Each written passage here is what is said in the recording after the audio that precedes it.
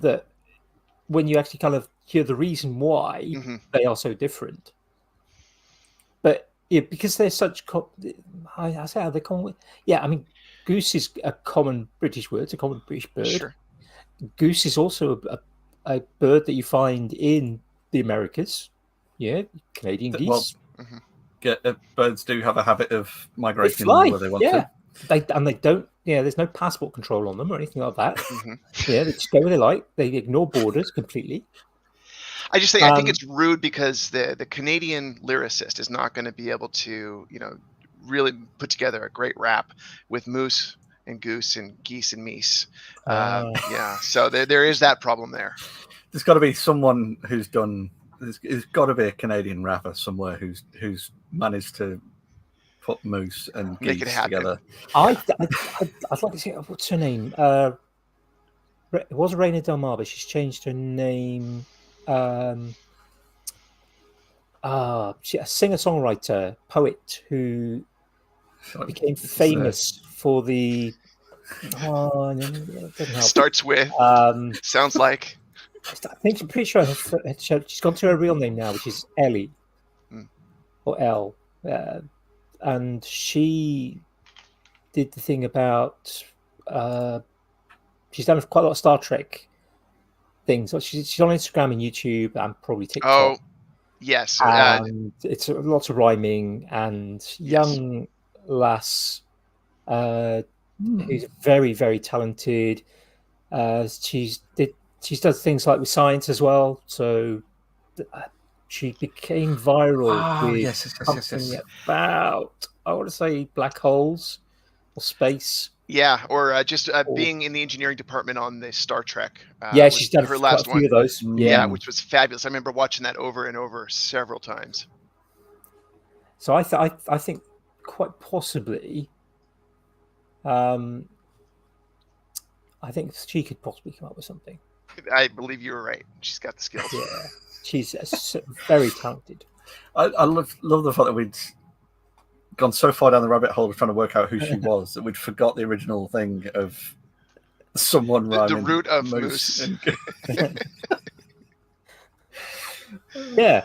It's moose roots and goose roots. That's right. That's got to be a t-shirt for the waffle. It's all a little loose. Right there, then, yeah. Moose roots or goose roots. I really must start getting into the merch side of things with these. We'll have to set up a fourth wall and then just every week just do a random terrible slogan of the week. Can you rhyme it with meese and geese? But then you get mice as well. Yeah, should we throw mice? I was just thinking, because and there's a thing as well, depending on whether fish, plural of fish is fish, unless it's different fish, in which case it's fishes. Yeah, that is true. The English language is amazing, isn't it? It's so true. Shocking. I mean, it's at times it's such a tip all of the other languages into a big mixing bowl, stir it all up, and then write down some random rules from a few of them. Yeah, I mean, in some respects, we have it easier than other languages because we don't have to worry about, is this table masculine or feminine or neuter? This is true. Which I find very frustrating when trying to study German. So my whole family does German, and I have a Spanish background, and our rules are so different as far as the feminine, masculine. It's crazy. That must be really frustrating to switch between the two, I suppose, because obviously Andy and I both learn in German, but obviously speaking English and then German is kind of a second language that we're trying to have as a second language. Mm-hmm. So we're just purely coming from that kind of point of view. But like friends of ours who are German or Dutch or French who have those, that you must have to really wrap your head around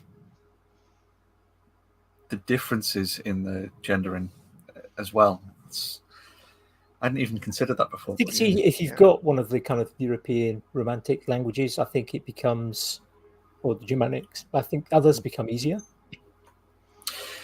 There are a lot of assumptions that you can make based off of just what vowel it ended with. But you still, have so many exceptions to that rule that you're going to have a rote memorization that will fail you 20 years later when you try to use it again and haven't for 20 years. Well, I struggle enough just trying to remember my own, kind of first language. and my gender. Yeah. Well, I've just spent a week up in the north of England, and it's just like you look at some of the sort of road signs, you go, right, is that buff or bro or borough or borough? Yeah. Bro? Yeah. In terms of abbreviations? No. So as in because of BROUGH.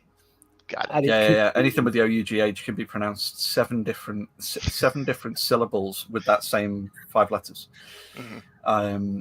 But as well in the UK, there's because of the amount of times we've been invaded over the last couple of thousand years, we've got lots of towns and small villages and things like that and cities that are of Roman origin. So they all have common endings of like Esther or Sester, and then you've got like ones that were Norse towns, so they've all got their own separate collection of endings, and then kind of Anglo-Saxon settlements and things. So there's lots of different place names that all have very different pronunciations as well, depending on whether you know that they were Roman settlements or things like that, or if you just take. And then you've got the Welsh, and then you've got the Cornish, and you've got the Scottish. Exactly. So quite a lot of the time you might go to a place and just have to ask a local how to read the sign, even if it's you can read it in your own language, but it's still going to be pronounced wrong. So let me give you an 8th pronunciation, because in my house, as of this week, everybody's a teenager who lives with us. And so it's pretty much always going to be bruh, not just bruh. I'm bruh, mom is bruh. Yeah. Actually, I think you might be. We visited Bruff Castle. I'm pretty sure one of the people that lived there sort of called it bruh. So yeah, it might be valid. Yeah. And of course, you have things like Middlesbrough instead of Middlesbrough. And lowbrow. Yeah. So that's a particularly fun one, because it's a place not too far from Birmingham that has the OUGH twice, and it's pronounced Loughborough. But because of those two OUGH bits that are both pronounced differently in the same word, just to make it extra fun and irritating. Yeah.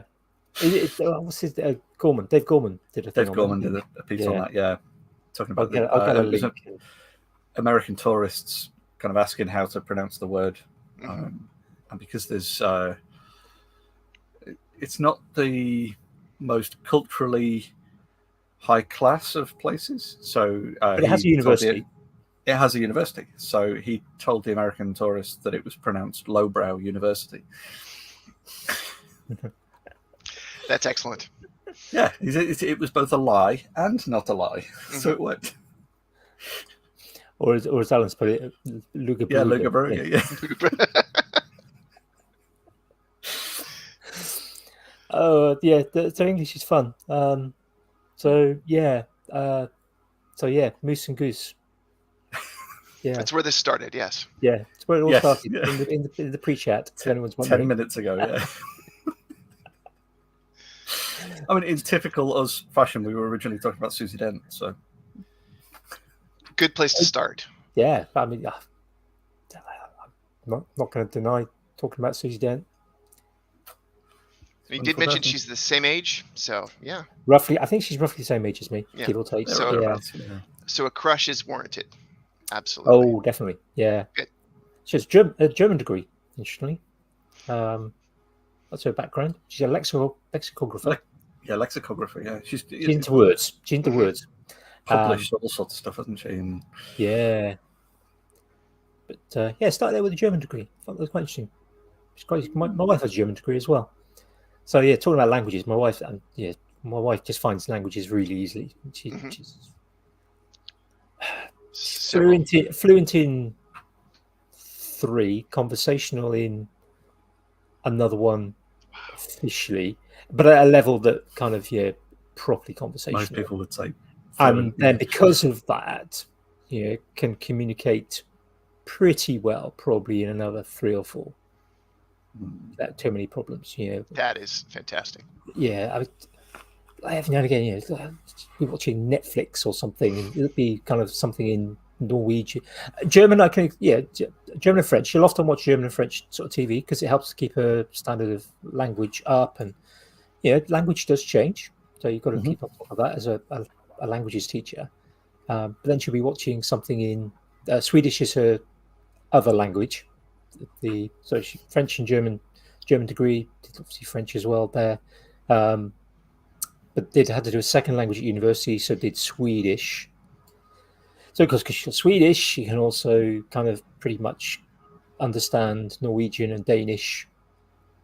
Sometimes just be randomly watching some Danish program. Yeah, sometimes with subtitles on, sometimes not, just to kind of just the joy of it. Yeah. When we visited a few times, we've been on holiday to Wales. And it's like, she's picking up the language faster than I studied it for 2 years, but just more of it than I do. Yeah.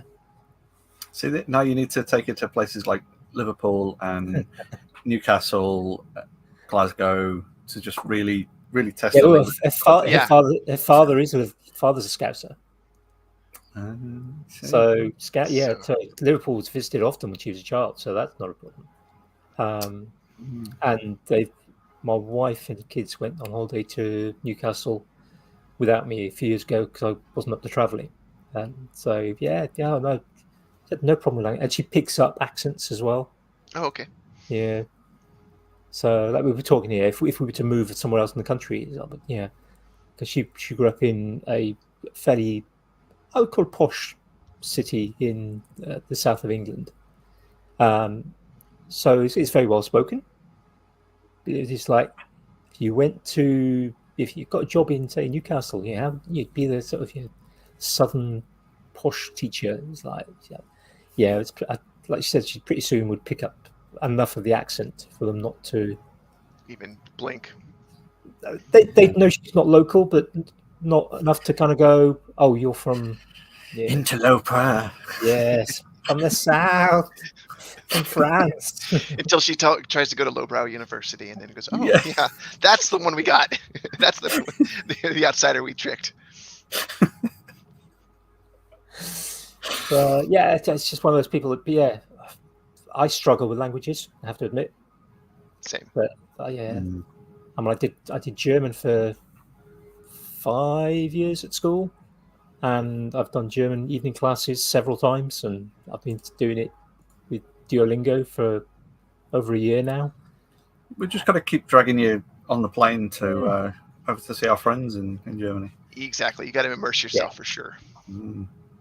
Yeah, that was my wife went with her family to Switzerland and to Germany just in May, and she spent about 2 months brushing up her German from high school through Duolingo, and then other than maybe 2 craft shops in some of the smaller villages, didn't use it a wink.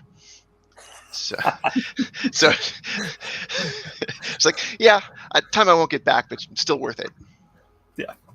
Yeah, but being ready to do it. I mean, But the last time we went on holiday in France, my wife, it's before I'd given up teaching, and my wife was at home teaching the kids because we home educated our kids.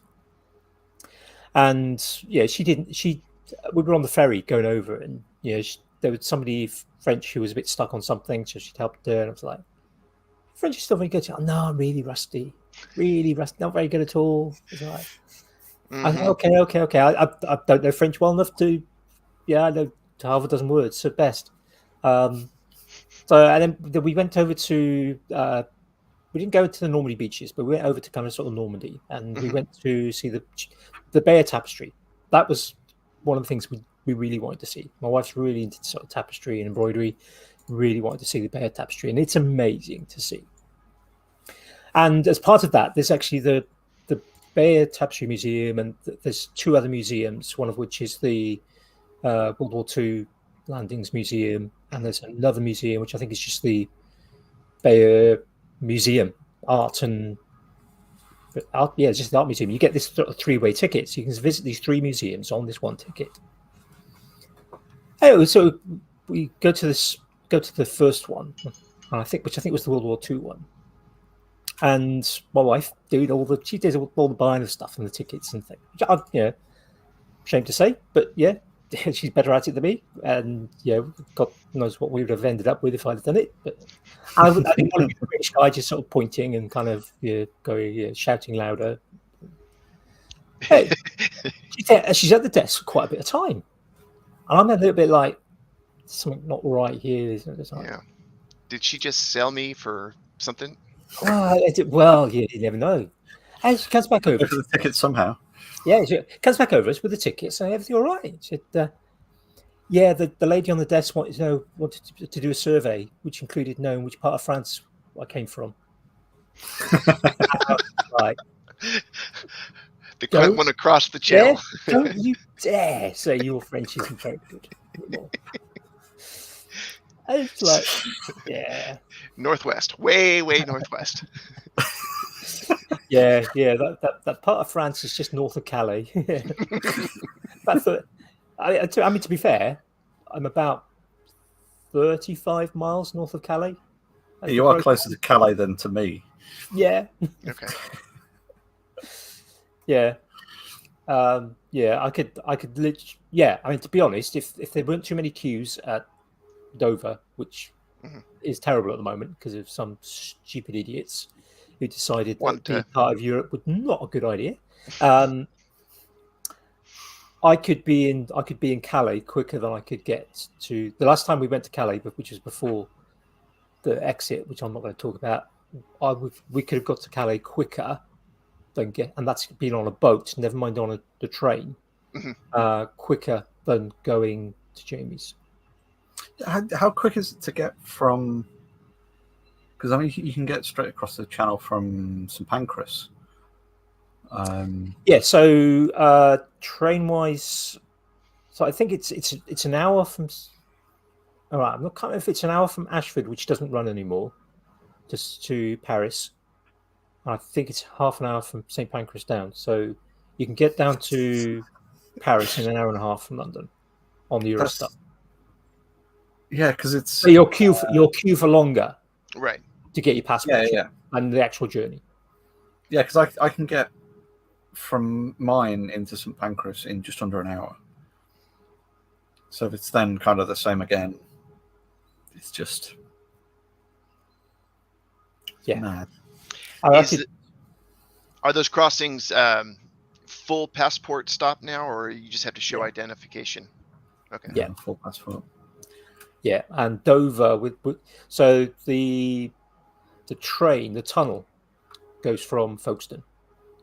So I could get to, if ignoring waiting and queuing and checks, I could be at the tunnel if there's no major traffic in 20 minutes.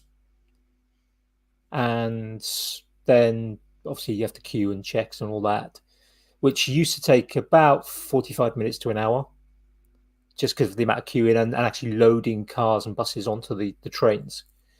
And then it's a 30-minute journey to the other side, including right time and across sort of 20 miles or so. With the train going through, the Eurostar going through, it's much faster because obviously the checks are all happening at one end and then at the other.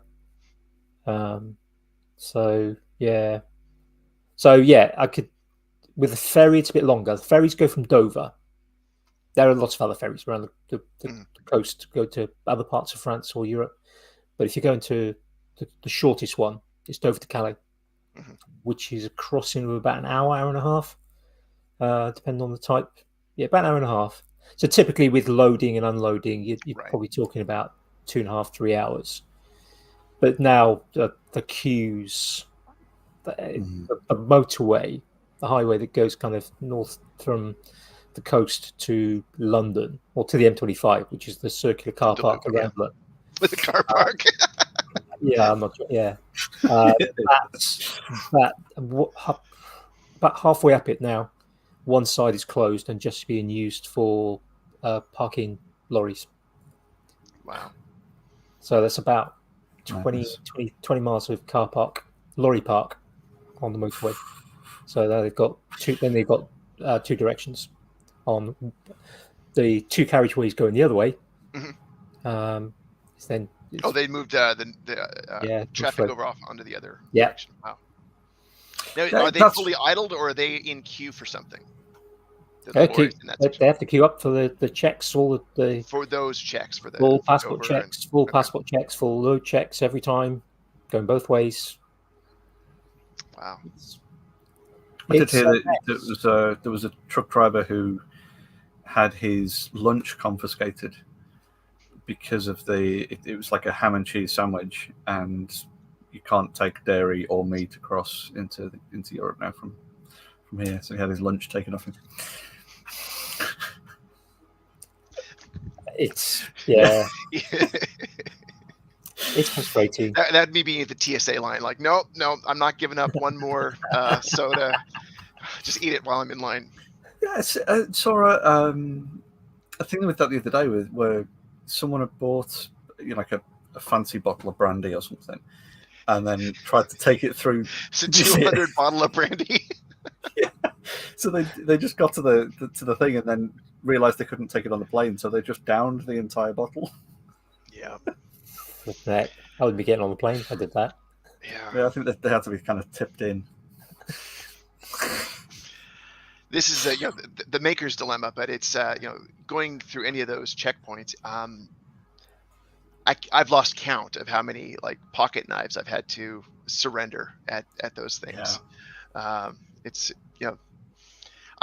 I'd love to be on the other side of that lost and found when they dole it back out for the unclaimed stuff. Yeah, I'm sure I'd find at least one of my things. I wonder how many of those go missing. Mm-hmm. Oh, absolutely, yeah. You'd imagine there's probably a group of kind of people who know that there's certain maker events that go on and know that there's going to be those or tradies going through with tools and things. I remember Maker Central a couple of years ago. Some friends of ours who were from Republic of Ireland, they flew over and then they bought random little bits of tools and things, and then tried to fly back, and then all had the King Dick's wrenches and things that were all taken off them, and yeah. The last across a puddle. Yeah, the last flight. My concern was some of the lithium-ion batteries that I was taking with me for tools, because in the U.S. at least, the TSA has some kilowatt-hour ratings that you can only have like 2 of this style that's above 100 watt hours, and I was just below the limit on that one, but I just was waiting for the fight to happen. Fortunately, I did exactly the same. My tool brand of choice is a.k.a., which is the same as Rigid over there. And because it's TTI who make Ryobi, Milwaukee, a.k.a. Rigid. Right. And they pulled the a.k.a. brand out of the UK, so there's nowhere selling that brand anymore. Just before they released the 9 amp hour batteries. Mm-hmm. So I can get the 1.5 to 2s, 3s to 4s to 5s to 6s, and then that was it. That was the cutoff. Yeah. So I could get a 9 in the Rigid from the US, but trying to get that shipped over was just ridiculous. Mm-hmm. Or I could get them from Australia or from Europe in the a.k.a. brand for a reasonable price. But the limitation is 160 watt hours. That's what it was, yeah. And 18 volts at 9 amp hours is 162 watt hours, which means you can't send or take a 9 amp hour battery on the plane. Yeah. Yeah, I've got the 9 amp hour Milwaukee series in that same thing, and that was the sacrifice. Mm-hmm. Like, I'm leaving these at home because I don't want to have to surrender them. Yeah, exactly. Yeah, you got no chance with the 12s now as well. There's got to be a market for kind of renting batteries, possibly just batteries or batteries and tools to people who've been traveling. But if you're traveling that far, you likely to be using tools. Yeah, you wouldn't. It's not like you're going to take big not power going to be a tools huge across. market, is there? Mm. I just think people on used to kind of the big shows, setting up shows, Mm-hmm. But I wonder if a lot of those, how often do they fly, or you just chuck it all in a truck. You budget in, it goes into a. Yeah. If you're doing a multinational, multi-continent trip, some of it's going to end up in just a storage container, isn't it? And put it on the ship or on a big cargo plane, so not even going to get checked. Yeah, that was the thing. When Duncan and I drove over to Kjells a couple of years ago, we had all sorts of random crap in the toolboxes and things that we were sort of like expecting to have to decant things out and check. We just straight onto the ferry, and that was that. They didn't even bother checking. They were just like, "Yeah, it's too late. Can't be asked to go through." Yeah. Have you seen that queue on the motorway? I got to get you guys on this boat. Yeah, pretty much. So they didn't find the diamonds and gold then? Yeah. Exactly. No. Live to be a mule another day. There's an element of that where, like, I've said before about kind of being from Liverpool. There's this kind of this element of expectation that I'm going to be a criminal, kind of to the rest of the UK. And there's always that kind of thing whenever, the barriers well, not the barriers, but the big detectors at the doors in shops where for the security tags and things. And like on those rare occasions where you wander through and it goes off randomly and they just kind of go, it just wave you through. And then you walk out and you think, oh shit, I could have got away with all sorts there.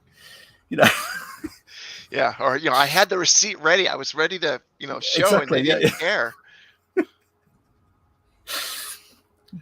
Walking to like Maker Central. I mean, it's like the number of kind of I'm going to pretty much always have a Swiss Army knife in my pocket. We go through like a metal detector, and it's just like the fact that I'm an old white guy means it's just like I'm carrying a stick. It's just like just going through. You're not going to be a problem. Mm-hmm. Yeah. I had that very discussion with some of the people in line with me at Open Sauce a couple of weeks ago.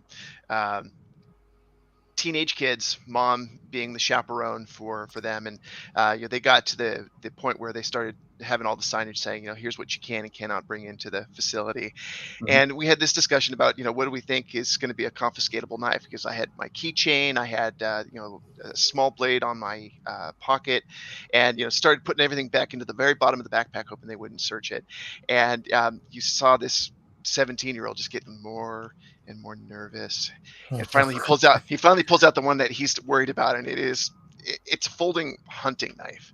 And like, what is that purpose of that one, in a maker perspective? And the mom's eyes got really big, because this is not her kid, but the friend. And she's starting to like, oh. They put it in her bag, middle-aged white lady, and so there was a big 6-inch long hunting knife walking around inside of Open Sauce for that evening. Fantastic. Yeah, it's the way to do it, though. It's it's social engineering, isn't it? Trying to figure out. Well, I think it's somebody. Was it Rasmus who second Maker Central walked in carrying? He was in his blacksmith garb, so he's got a pair of like heavy duty, essentially hiking making trousers. They're thick, heavy duty stuff. Thick, big leather belt, and off his leather belt, he's got a Leatherman in a pouch. I think he had like a Leatherman. He had like traditional Swedish knife. Yeah, I think he had about half a 5 dozen knives and a couple of axes, I think, like on just his hanging person. off his belt.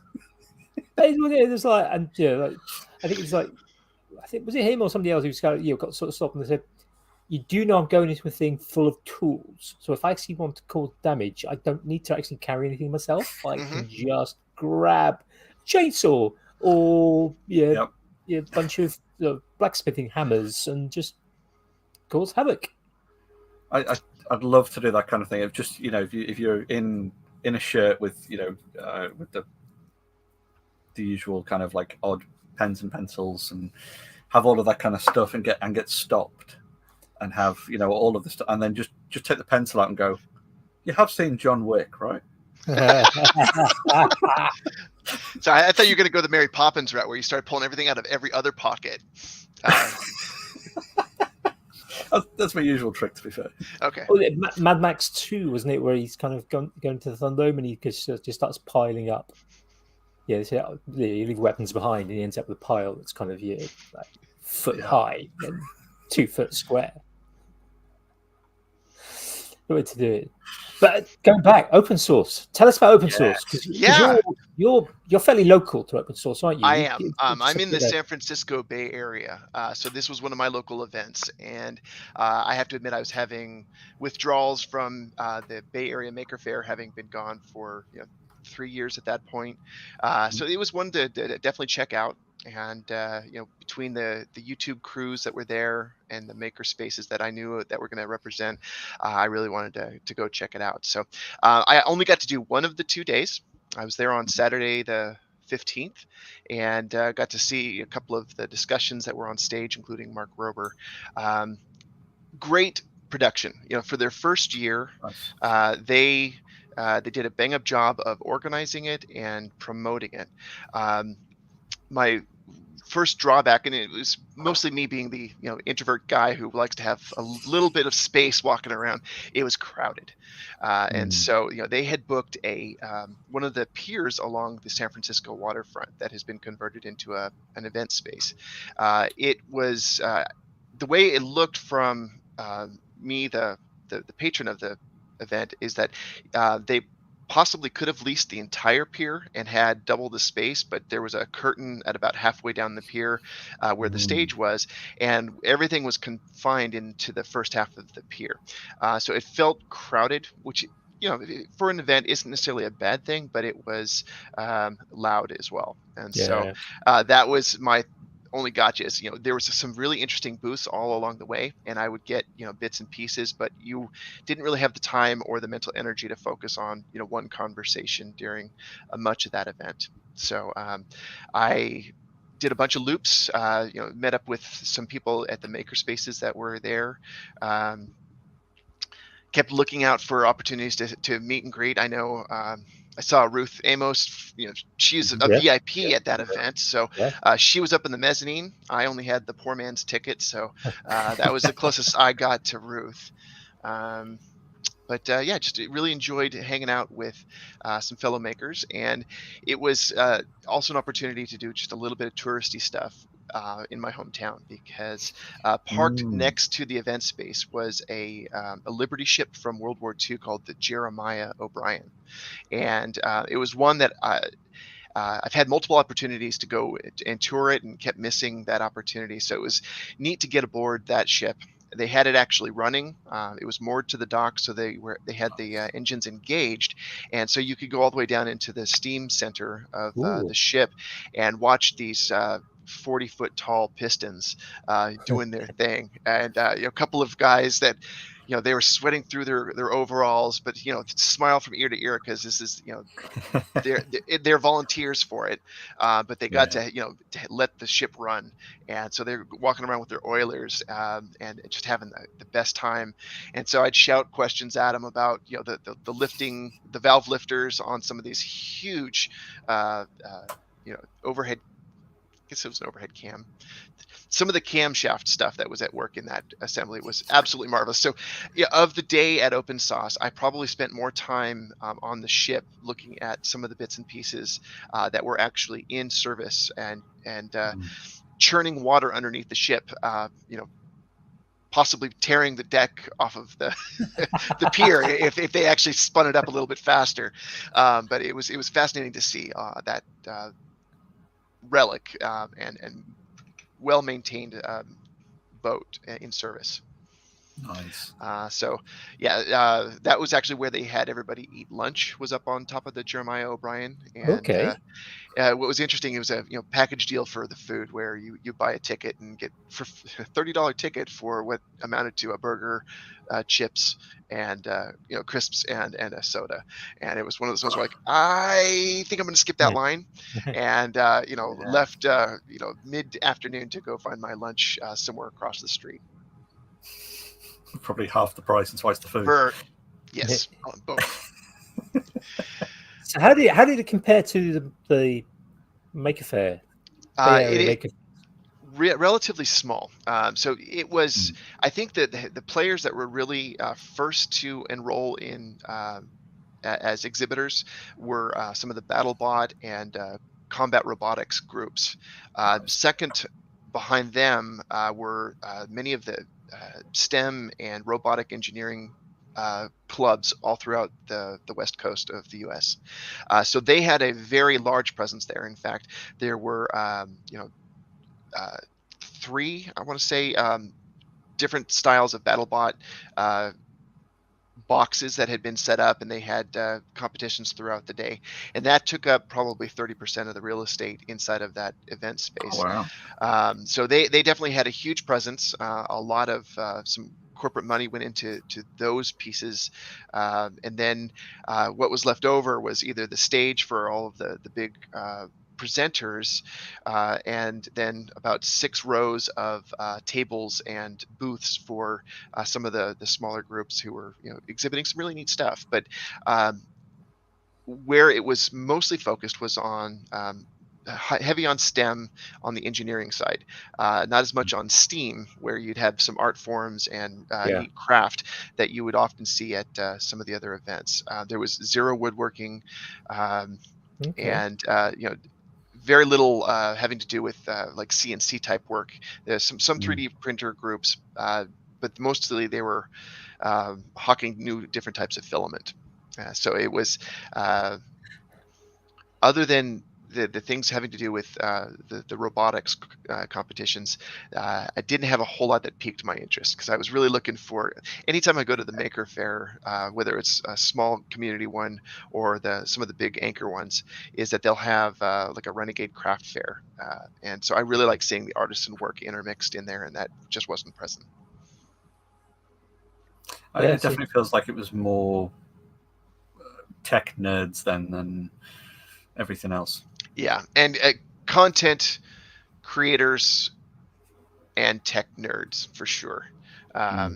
So yeah, the content creator groups were well represented. If they've got a pretty good following on of course, on YouTube. Yeah, quite a few of our friends sort of managed to make it across there, and we were just yeah, I had a kind of a back channel dialogue with some of the folks at Raspberry Pi, hoping to hook up with them, and we were at the same event on the same day, but it seems like we were all orbiting on opposite sides of the event the whole time. That, we just that never definitely connected. happens.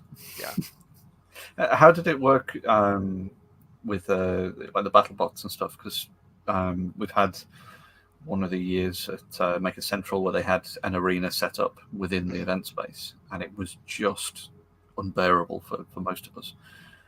So with 3 of them there, I can imagine that was just one was kind of a self-contained booth, so I think it was meant to be small bouts, not big disassembly activities. But they did have one main BattleBot arena that when they kicked it in, between the PA system that they had and the noise, you kind of went to the opposite side of the event space, because it was loud, and it wasn't piquing my interest, so I moved on. Yeah, just the kind of audio shockwave kind of pushes everyone away, doesn't it? It really does. Yeah, because it was full size robot wars, as we call it here, full size bots. 2 years ago for Maker Central.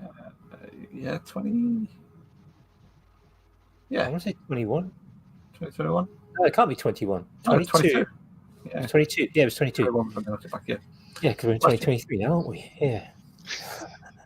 2020.3. Yeah, and from what I saw from Birmingham, that was a dedicated event space with high ceilings, and so I think it had some room to spread out there, and it looked like I would have been more comfortable, like I said, not having to bump elbows the entire time. Yeah. Yeah. Definitely. Yeah, it's interesting, isn't it? Because Maker Central started out as the first year. Jamie, you were there. I wasn't, but a lot of people said it was a wood turners event, and resin turners. Yeah, it was predominantly that. Yeah. And the amount of sort of tech was relatively low. Also, the STEM was relatively low. That has increased. But from what I've seen, I've only been to one mini Maker Faire, which is now unfortunately stopped, which was down in Brighton. Went there a couple of times, and that was very STEM. Yeah, there was a lot of electronics. There was a little bit of craft stuff. Yeah, some people playing with textiles, and things like polymer clay. But a lot of computers, a lot of electronics, some prop making. Maker Faire Hanover was quite like that. That was one that I was at last year, and that was very kind of tech central, but there was a lot of the art side to it. It was much more STEAM than STEM. A kind of little maker cohort. There was some blacksmiths and other lunatics out the back, and we had all sorts of stuff going on. But the main kind of event space was very. There was a guy set up with e-ink displays, and he'd been harvesting the little shelf tag size ones. Yeah, shelf tags. Yeah, so he just had like a whole wall of them that he then programmed to be like a matrix display, which was cool. Amazing. It's very very cool. Yeah. Yeah, and that's the kind of thing I kind of expect from a Maker Faire, or from my knowledge and understanding of Maker Fairs. Although I know that some Maker Fairs do have that wider spread into what you might call the more traditional crafts like wood or metal. It's just getting that balance, right? And I had a chance to do probably 8-9 different maker fairs in the Bay Area, and some of the smaller mini maker fairs as well. And what had definitely not crept in, but it had taken a stronger and stronger presence over those years was those who were making for making's sake, specifically some of the cosplay groups that were showing off some of their creations. At Open Source, for example, we didn't have an R2 builders group that I saw, which was almost like you can't, that's got to be on your bingo card for any event. Yeah, so the fact that there was no R2 builders group. Yeah. And then some of the prop groups that work on the West Coast almost always had a booth at the Maker Faire, and so I realized I walked away from Open Source going, I need more of that. I want to see more of the people making Iron Man masks and whatever Marvel blockbuster just hit the theaters this summer. I want to see that represented in something someone's wearing around the event. That's what I'm looking to have on my bingo card for next year for sure. Yeah, because Open Source they've already released early bird tickets, haven't they? They had an early release and a new date for it. So yeah, it's going to happen again next year. I don't know if they have an event space yet. I don't know if that came out in the literature about where it's going to be, but it'll be somewhere in the San Francisco Bay Area again. Haven't they also announced the return of Maker Faire Bay Area as well around a similar sort of time? They have. In fact, I'm investigating that as well because it's back in my backyard, so I'm thrilled about that. But they have changed it to an ex-submarine base in the north part of the Bay Area called Vallejo. It's what used to be called Mare Island, and it was a lot of open, empty hangars and large open spaces. So it's one of those ones where if they are doing it the way that they've done in the past, they've got a lot of room to set up some big exhibits, and so then that they'll be able to invite some Nice. folks back, like.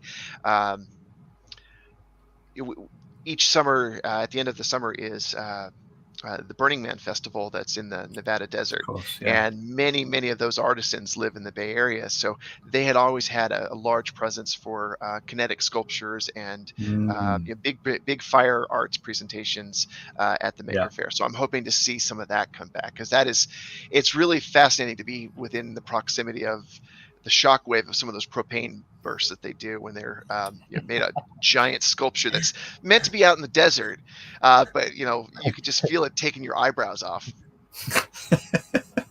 Yeah, there was one at Hanover last year, and that was a big kind of dragon thing, and it was we were very much the same, just kind of probably should have stepped back a smidge, but we were.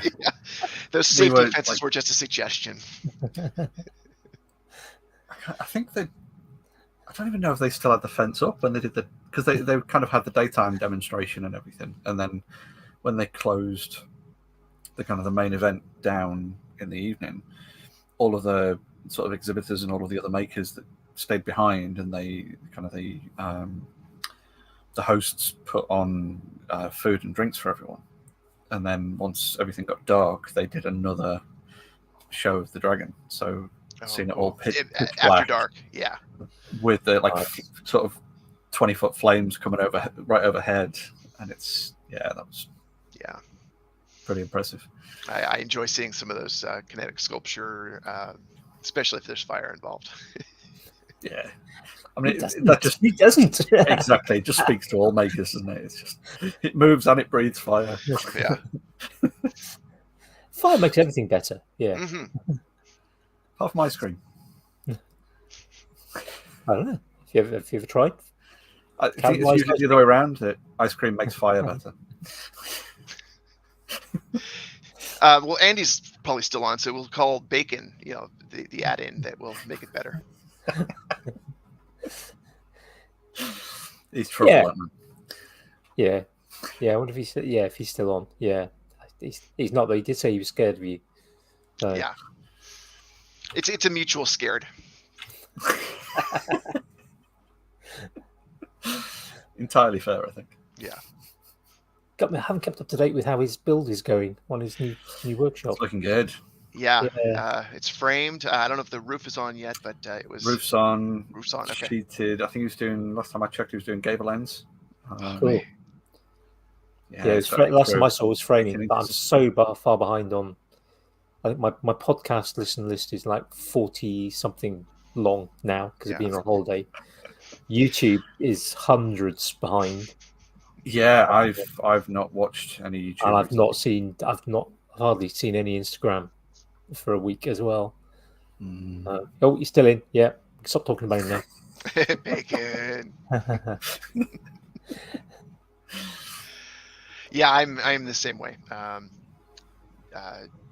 Change of job over the summer, and so I'm about a month into a new role, and it's one of those times where you're just drinking from the fire hose, and so social media, and we talked about maybe coming on the show a couple weeks back, and I realized I was at my scout camp, so between new job, trying to get all of the kids through their scouting summer camp activities, there's an internet out there, and I want to read it.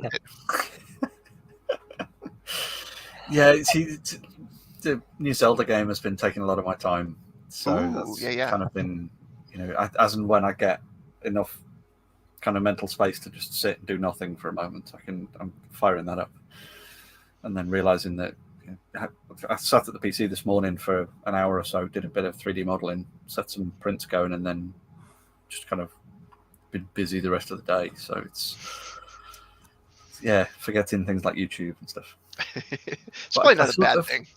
Yeah, well, I sort of go through phases. I might do lots of YouTube for a little bit and nothing else, and then do TV shows for a little bit and nothing else, and then do gaming for a little bit and nothing else. So I'm sort of. The hard thing for me is not being able to do it all. Yes. And admitting it to myself that I can't sleep do it. Is the enemy. And then working out what to do, how to get a balance. I think when your brain's trying to go in all 7 directions at the same time, and you realise you've only got one pair of eyes and one pair of hands, and despite your brain wanting to do it, you need to kind of revisit the parts of the list that's the have tos, and then maybe come back to the want tos. I mean, a bit me. Something I've talked a little bit about before, and I mean, my subscriber list on YouTube is, I think, at 998. I think I did get rid of a couple. I was over 1,000. I'm at 998 now, and there are some. There's probably many amongst that who haven't put videos out in years. But you just hang on just in case. Mm-hmm. And I know folk who will just they haven't put a video out in 2 years, right? They're off my subscription list. They've got 40 or 50 maximum in their subscriber list, and I kind of want to do that, but then it's like like earlier, put the computer on just to do something else. So I've been trying to keep it off. Holidays, try and stay away from the computer as much as possible. Spend time, particularly at home with everyone else at home at the moment. And it's a case of like, okay, right, let's just go through and let's just load things onto. I don't use the watch list facility in YouTube. Okay. I tend to just kind of open everything up into a bunch of tabs and then save them into my one tab, which has been discussed many times on the show. So it was just like, okay, there's another 50 just going on to that from the last 24 hours since the last time I did it. And there's another 50 the day before that. And there was 40 the day before that. And 45 the day before that. It's just like, pretty soon you've got like 400 videos from the last week that you kind of, I really want to watch those. Those are the ones I've selected those ones out of the 1,000 videos that have been through this last week. Maybe you just need to put it onto 2 times speed, and then I do that anyway. The only things there are music. I don't listen at 2 times speed. Brian can't quite do that. Mm-hmm. But audiobooks to music, audiobooks. Yeah, no, 2 times no problem at all. Depending on the accent. There was a podcast a few years ago, which was 2 Glaswegians, 2 guys from Glasgow, middle-aged guys from Glasgow. I couldn't get it above 1.2 times speed. That was as fast as I could go. And normally podcasts, I'm at 1.8 times speed. Mm-hmm. So most videos 2 times speed. There's a couple of people that I will watch at a maximum of 1.5. But often at single speed. What's the name? Bo Miles, the Australian. Yes, the adventure. Yeah. I just love listening to him, and I think 1.25 is the fastest I've ever watched him at. Just brilliant videos. Yeah, his amazing book storyteller. His book was superb. It was a fun one. Oh, that's good to know. Yeah, I haven't actually. Yeah, I looked at it. I think at the time when it came out, it was something like £40. So quite an expensive book, right? To bring to the UK, and it's like, price not right. I like, but I hope there's a paperback version at some point in the future. Exactly. Can't really justify that. But good to know that that's a good book. Yeah, it was, it was emphasis on slowing down and making sure you appreciate what's around you. So there's some of those themes kept repeating themselves, and I was like, okay, this is what I needed to hear right now. So thank you. So yeah, there's a lot of merit in that. Yeah, I'd stick in there with Adam Savage. Adam, I do tend to watch at higher speed because he does have him a lot. Slow, he's got quite a slow drawl accent, hasn't he? Yeah. So, yeah. And then they'll do some of the build montages, and he's like scrub. Yeah, I don't need to see. Yeah, I don't need to watch you for 5 minutes scrolling through your one of your drawers of. So maybe that's the thing. Maybe we just need one of those. The Homer Simpson bird thing on the keyboard. So maybe you just need that on the arrow key. Yeah. So to automatically scrub through every half second, jumps another 5 seconds ahead at 2 times speed.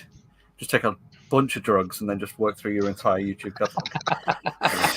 Well, you got me the idea for my next, MicroPython thing. It's a USB hid device that is just doing that. It's arrow, arrow, arrow, arrow. Just the scrubbing tool. Yeah. Or download the videos, stick them into Premiere Pro, then upload it at double speed, and then watch that then at double speed. With picture-in-picture. Yeah. Oh, yeah. For some videos, that would be fine because you want somebody to make something. You don't, especially just music in the background. It's like, you don't need the. I think you're onto a new art source too, a new art form for sure. Is that we start mashing up maker videos, we'll get them sync to the beat, and I'm just trying to wonder if I could, because I could probably sensibly get kind of 4, and then 3. So I get like 11 different YouTube videos playing on my kind of main screens there. Well, you get them MIDI sync to different types of events in the song. So you got Colin Furs as the cymbal crashes, and there'll be Jimmy DiResta as the bass line. Yeah. There's got to be a blacksmith in there just keeping the tempo with going. But what I seriously need to do is start making more stuff, and just deciding, right, I am going to spend a maximum of 45 minutes a day watching YouTube videos, and I only watch videos from the last 24 hours. For 30 of that, and 15 of it is for those extra ones that you kind of, I really want to watch that. Mm-hmm. And you find a better way of cataloging them and kind of going. Because there are some videos.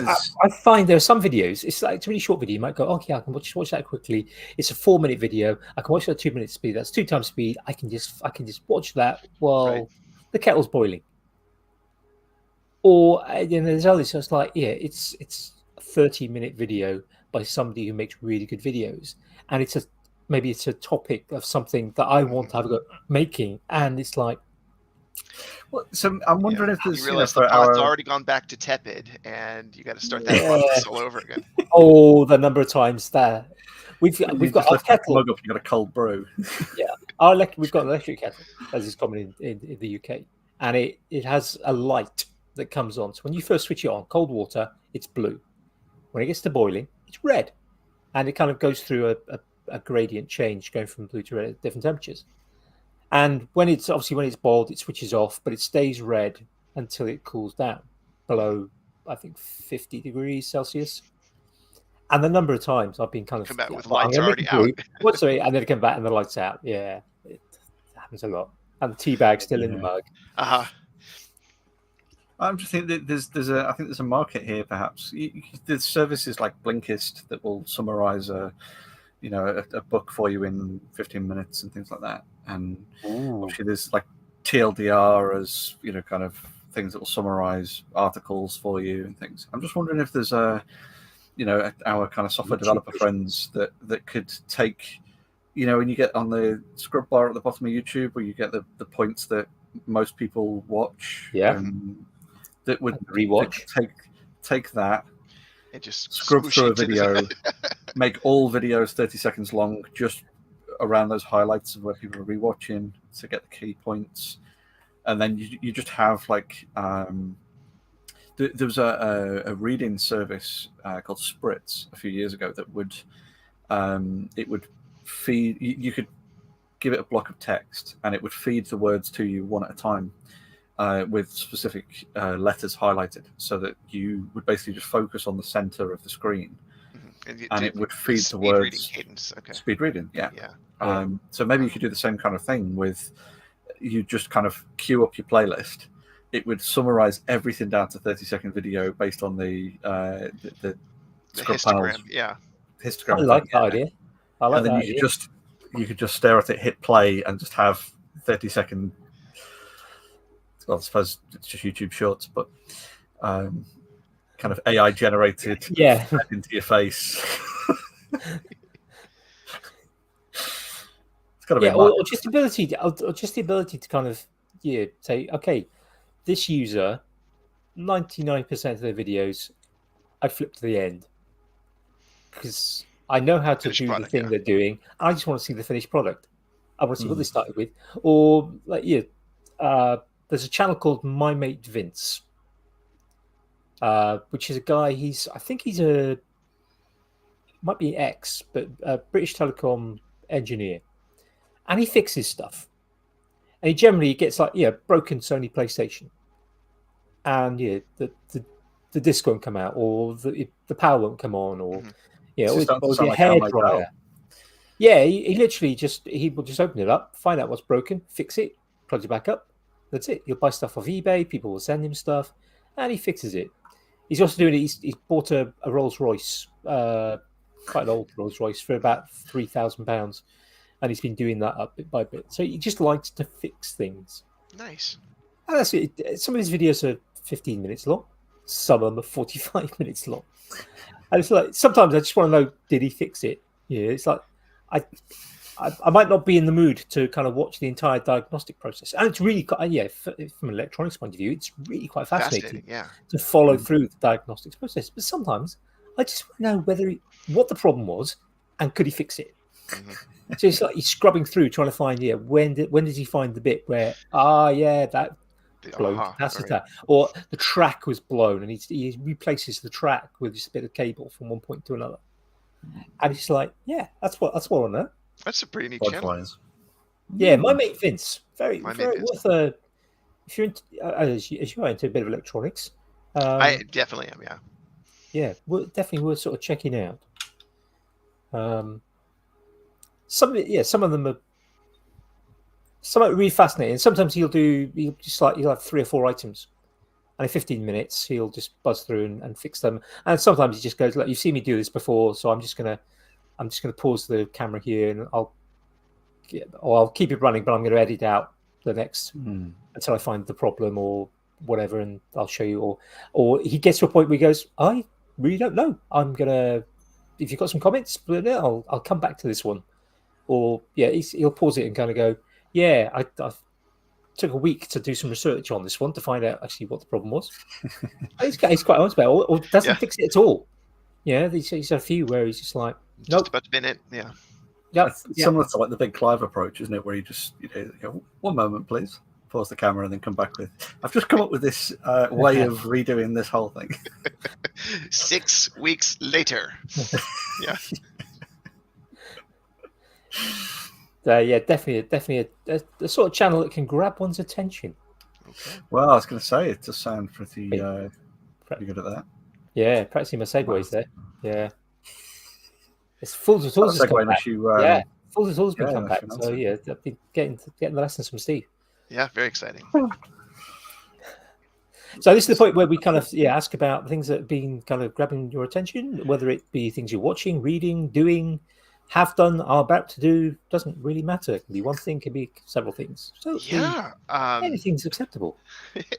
I have been on a tear over the last 6 months doing home automation at my house. It's been my little weekend grabber stuff. If I'm not working out in the workshop fixing things is usually what I'm doing most of the time in my workshop these days with 4 boys in the house where there's always something to be repaired.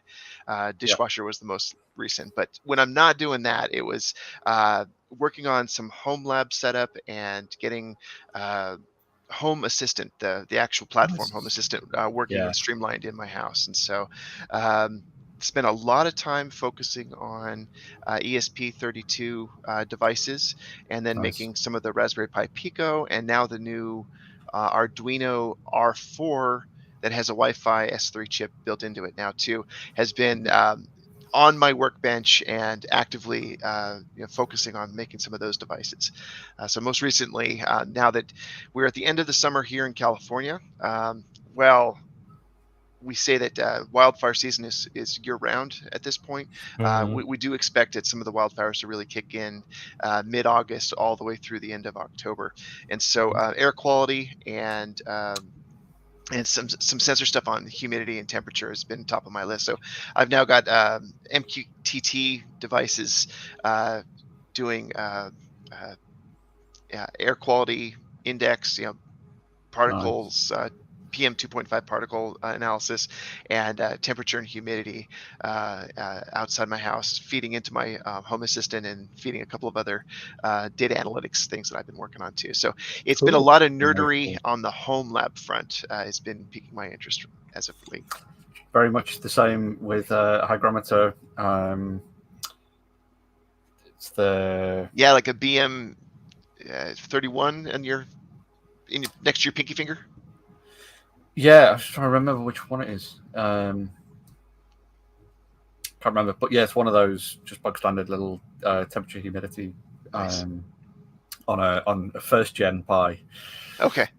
The proper OG.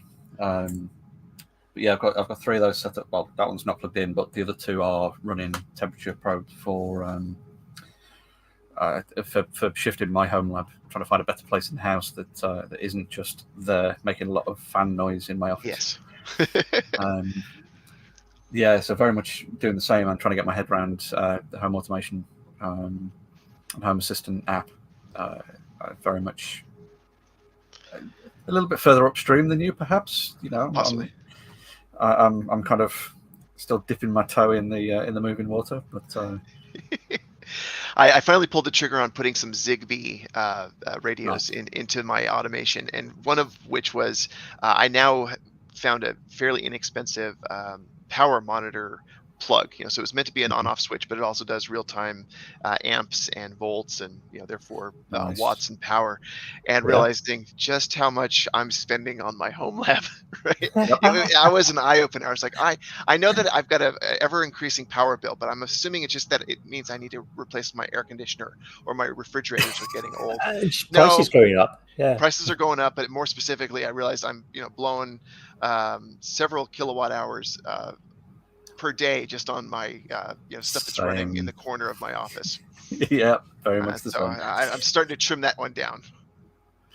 Yeah, I recently replaced. I swapped out 3 of my Synology NASs for one bigger one.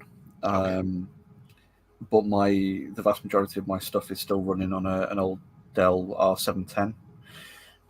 So that's got 2,000 watt power supplies in it.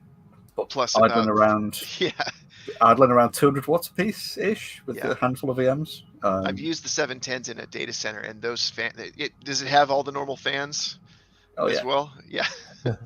So a lot of fans in that thing. Hence I'm trying to find a better place for it. I mean, it's running 8 2.5 inch. 4 SAS drives, 4 SSDs, I think. Okay. It's pulling a fair bit for what it is, and I basically just stuck the biggest CPUs I could stick in it that would work without with the latest BIOS flashes and stuff. So it's pulling as much as it can for idling. Yeah. Yeah, so something to think about, isn't it, nowadays? With the price of energy over here is stupid at the moment. As my wife's just jumped in the chat there, we're discussing, because that's what's been sort of grabbing my attention over the weekend. Is the pair of us have been the girls. Yeah, so we've been completely reorganizing my office. I've got 2. What have I got? 4, 6, 8, so. Can't brain enough. So there's like 80 drawers, little electronics drawers, and we went through and organized all the components. Like the orange one behind your head for visual watchers, listeners. Similar to these, but we basically went through and organized and labeled every one of the bins. So ceramic resistors and that kind Jamie, of thing. that is orgasmic. That's I've seen the complete picture. I've seen the picture. Beautiful. Yeah. It's a piece of art. It is. And I need to borrow Jamie's wife to do all the storage in my tinkerage.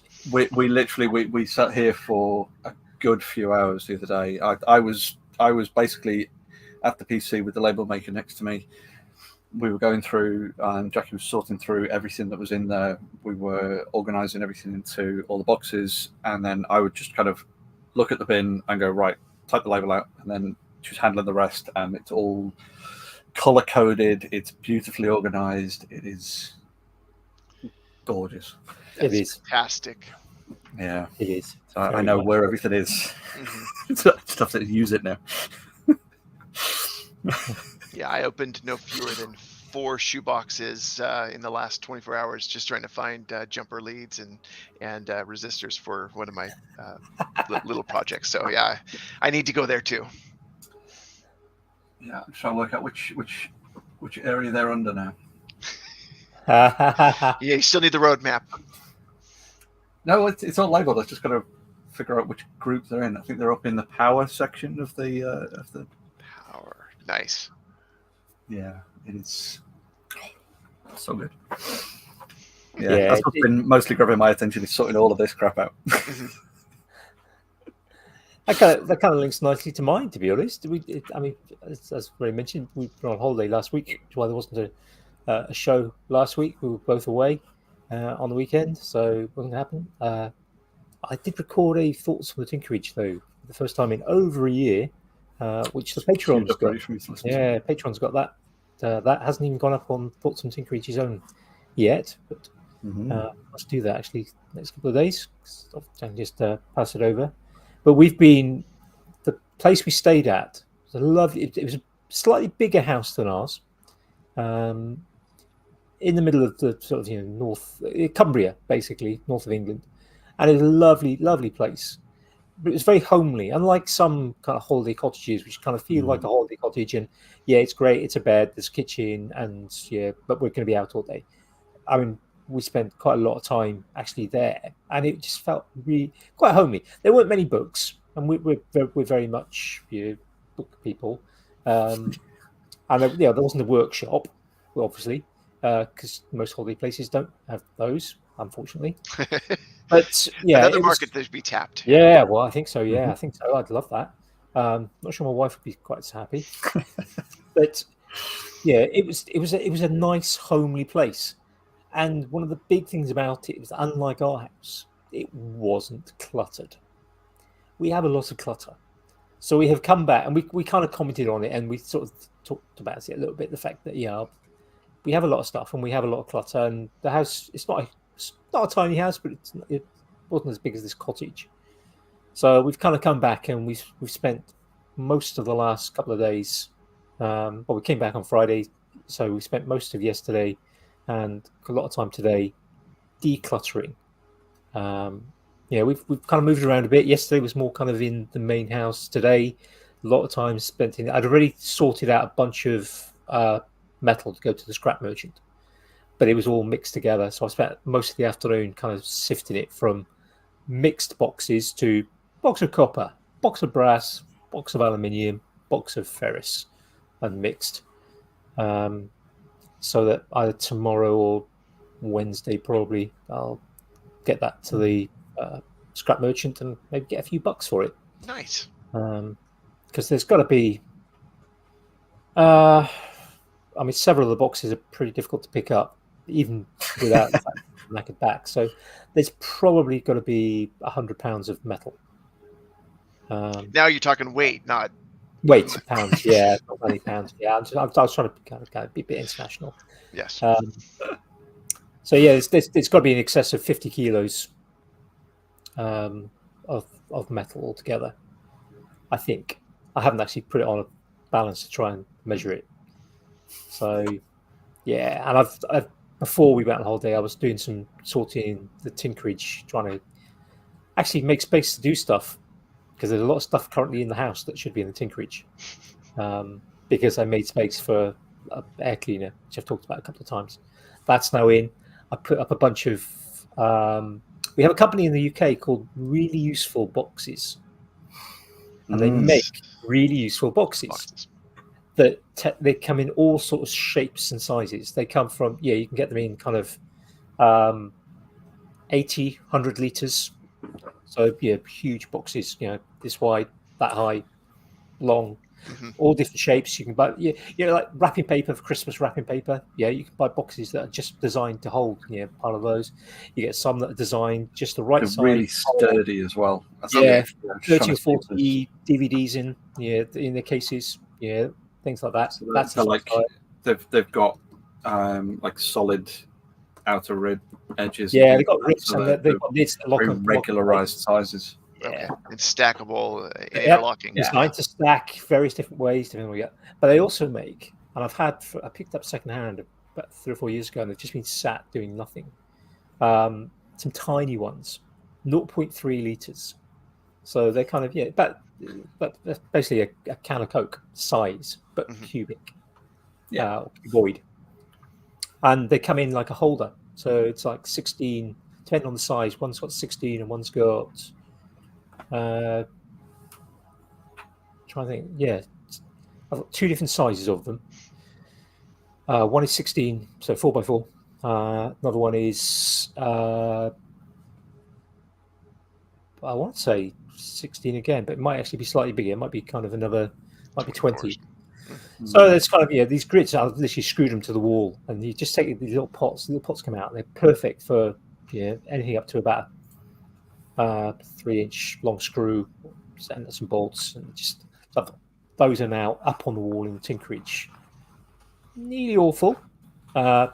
Desperately needed labelling, as well as kind of the standard Racco type drawers, like the ones behind Jamie and the ones he's been sort of dealing with. Sure. But I've still got to get some of the bigger tools back in and clear the workbenches. That's one of the jobs for the next week or two. So hopefully, get making more stuff, because it's not making enough stuff. But that stopping to spend the time in sorting and reorganizing is certainly, I think, going to add some fuel to that next sprint. Yeah, and I want to get back doing stuff and do stuff maybe like actually creating content rather than just consuming content. Sure. Because the last few years I've spent too much time consuming content. And certainly I stopped putting stuff on Instagram pretty much about November last year. So apart from about 3 or 4 pictures of stuff from Maker Central, I haven't put anything on Instagram for ages. But I want to change that. I want to get back into actually making stuff. And that's kind of thinking then back like YouTube. I need to actually sort of reel in my consumption to not just, I want to watch it. I thought he's a friend of mine and I want to watch what they're doing, to just a limited amount of, I know they've put a video up, but I know it's just something that I can see from the thumbnail what it is. So I'll just scrub to the end and watch it, and I'll watch less. Yeah. So then I'm actually doing stuff, and I'm making content. I'm making stuff and doing like talking about the home automation. I didn't know how much time I would have on my own with the traveling, and whether I'd be sort of. I had one day where I didn't go out with the others. I just stayed at home, and to be honest, I spent half the day just watching YouTube. But even though I'd taken, I took probably about 10, 15 kilos of books and food. I took Of course you did. I took my electronics, but I obviously have electronics out there, but I also have a little electronics box with an Arduino and some sensors, the little board sensors, the sort of thing you get from. It's your fidget electronics box. Yeah, I took that with me as well, and didn't open it. But the struggle is real. More of that. Yeah, but I just want to do more of that. I want to play around with more. I've got stacks of electronic stuff, which is like projects to be done.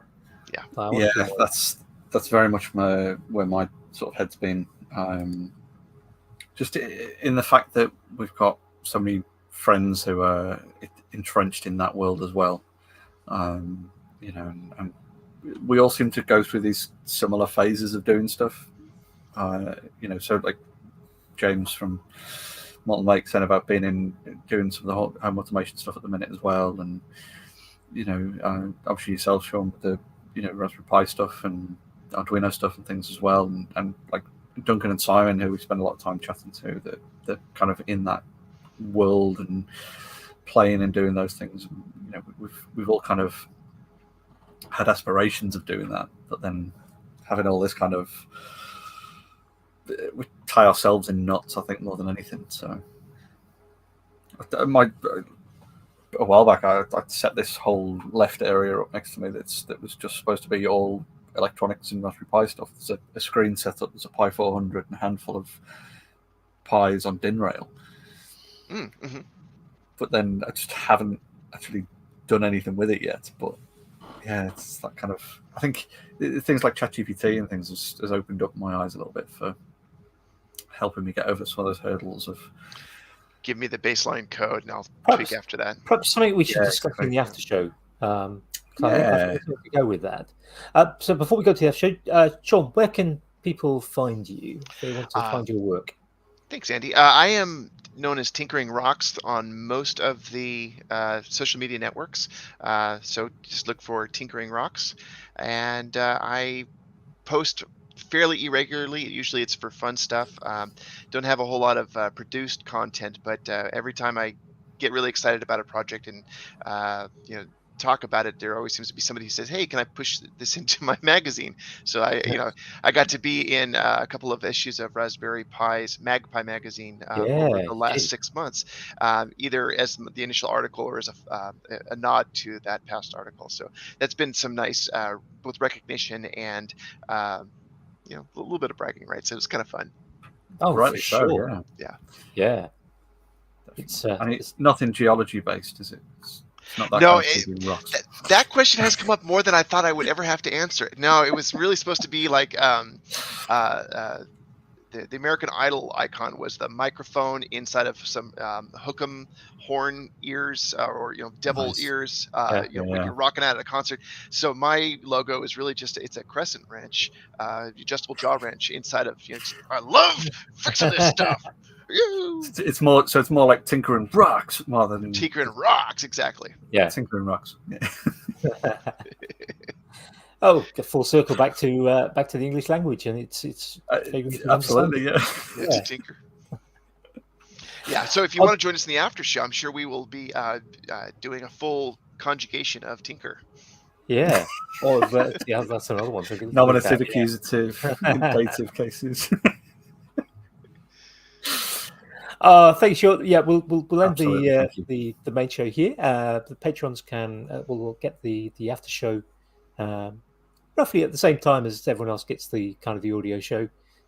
So if you want to hear the rest of the conversation, you'll have to sign up for Patreon.